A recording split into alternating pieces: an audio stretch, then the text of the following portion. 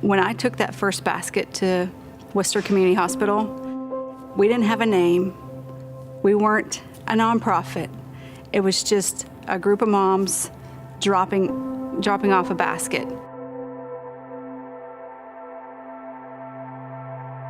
My name is Sarah Ringel, and I am the founder and president of Forget Me Not Baskets.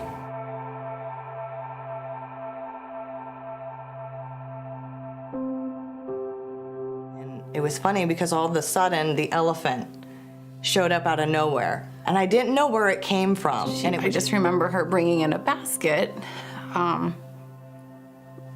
full of things for me. Yes. And I just never knew a basket like that existed up to this point. I didn't know that was something that was out there, you know? And still to this day, I don't even know where it came from because there was no name on it. It just showed up on my doorstep.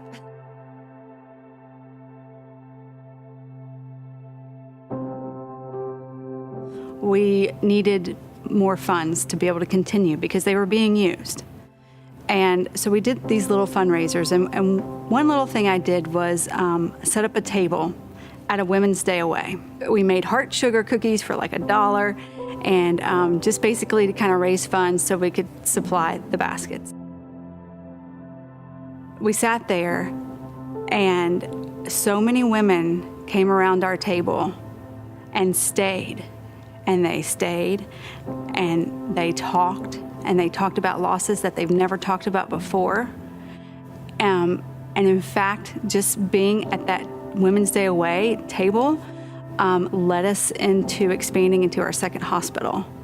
And I think it was at that time that I was beginning to realize the importance of what I was doing.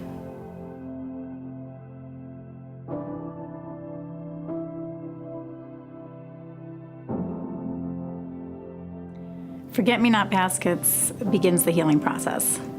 We do as much as we can in the hospital to get families on the right track to heal, and this is another stepping stone with that. Because of Forget Me Not Baskets, we can give these items, these wonderful items of comfort and education and love, but then we also, the funds that we have for our program, we can go beyond that.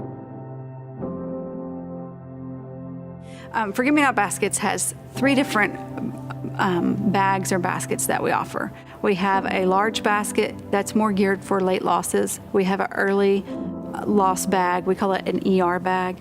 And we also have a dad's bag. And we do not specifically deliver the bags or baskets to the patients.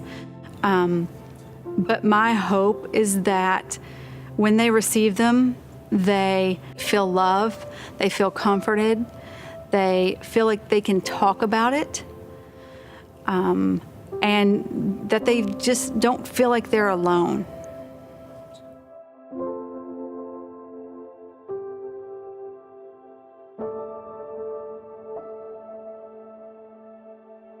It was stunning to see all these pieces and parts that somebody had either given to you guys or somebody had donated to you, for you to be able to give to bereaved parents, to make sure that they know that they're seen, that there are other people out there that care, that have gone through what they've gone through, because it's a really lonely spot to be in. And the items in the basket are very helpful, just to even giving you just a place to start. I mean, nothing can ease your grief, but it definitely helps to give you something to know that other people are thinking about you and that other people care about you. Even people who have never met you, they care enough to assemble the baskets and to provide them to the hospital. Just this year, we've donated 450 bags and baskets. I even had somebody recently send me a message like, why are there more losses every year? You're giving out more bags and baskets. And my response is simple and so true. There aren't more losses. We're just reaching more people. Whether we're around or not, families are going to experience a loss. So the fact that we can provide them with something that isn't out there is huge, and that's what keeps me going. The basket, the elephant, just everything that Forget-Me-Not Baskets does. I think it can bring people together. It can bring moms together. It can bring a group of people together, moms that maybe want to talk about it, be open about it, and just to realize that there's awareness for this. It's okay to be talked about. It's a good thing. It's an amazing thing, actually.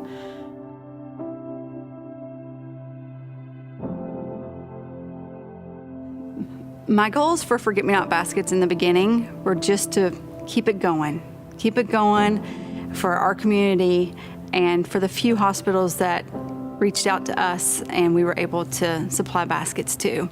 We've had a lot of people actually reach out to us. I had a hospital in Chicago reach out to us years ago, and I was so afraid that we would take away from our own community, and that wasn't my goal. It wasn't to grow, to get big, it was just to take care of our people, take care of our hospitals and our community. Now, 11 years later, people finally know us, and we've heard so many stories and have touched a lot of people.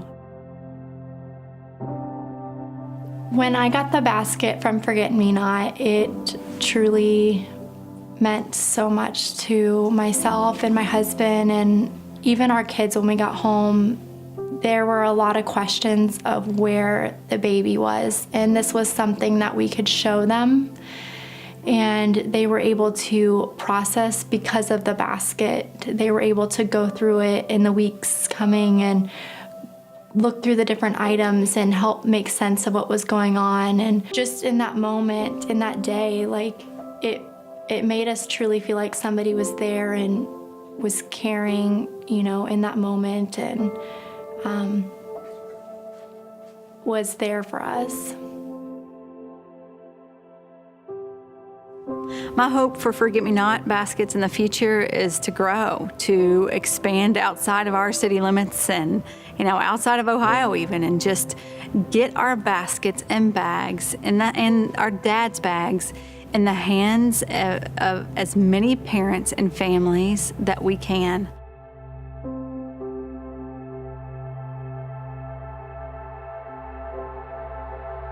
Anyone who calls us and requests a basket or bereavement items, my hope is that we can bless them with a basket.